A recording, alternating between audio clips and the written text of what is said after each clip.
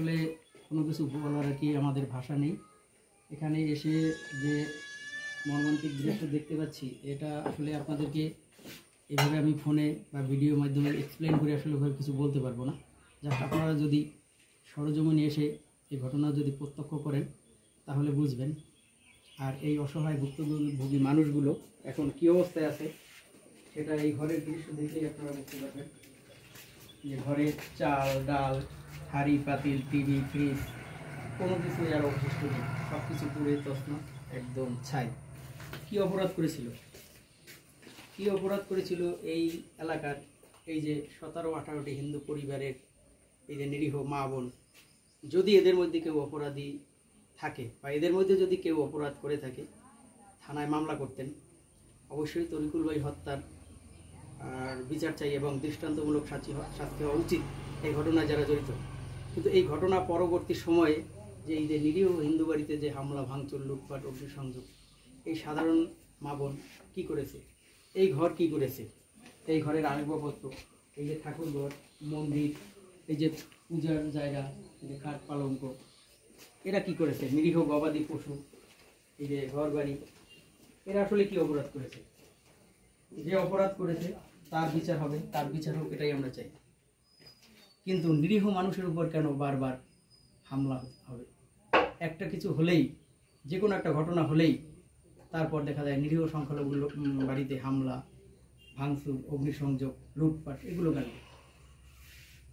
দেশে তো প্রচলিত আইন আদালত রয়েছে। আমরা তো দেশের সংবিধান, দেশের প্রচলিত আইন আদালতের প্রতি আমরা শ্রদ্ধাশীল এবং আমাদের প্রত্যেকের এই আইন আদালতের প্রতি শ্রদ্ধাশীল হওয়া উচিত, থাকা উচিত। যদি বিচার ব্যবস্থার প্রতি আমাদের আস্থাই না থাকে, আমরাই যদি দেশের বিচার ব্যবস্থা নিজের হাতে তুলে নিই, তাহলে দেশের সরকার, দেশের প্রশাসন, আদালত, এগুলোর কি প্রয়োজন? এগুলো আছে কারণ কোনো অন্যায় সংগঠিত হলে যারা অন্যায়ের সাথে যুক্ত থাকবে তাদের বিচারের জন্য আইন আদালত, প্রশাসন রয়েছে। কিন্তু আমরা সেই আইন আদালত, প্রশাসন এগুলাকে উপেক্ষা করে বৃদ্ধাঙ্গুলি দেখিয়ে একটা কিছু হলেই আমরা নিরীহ মানুষগুলোর বাড়িতে গিয়ে হামলা, ভাঙচুর, লুটপাট চালাই। কি অপরাধ করেছে এই বাড়ির যে গবাদি পশুগুলো, হাঁস, মুরগি, এরা কি অপরাধ করেছে? এগুলো কেন লুটপাট করে নিয়ে যাওয়া হলো? এদের কি অপরাধ?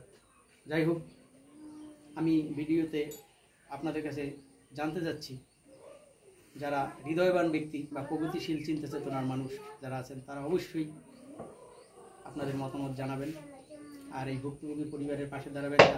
এখনও দেশে আমি বিশ্বাস করি কোটি কোটি মানবিক মানুষ, বিপদগ্রস্ত মানুষের পাশে দাঁড়ানোর মানবিক মানুষ রয়েছেন।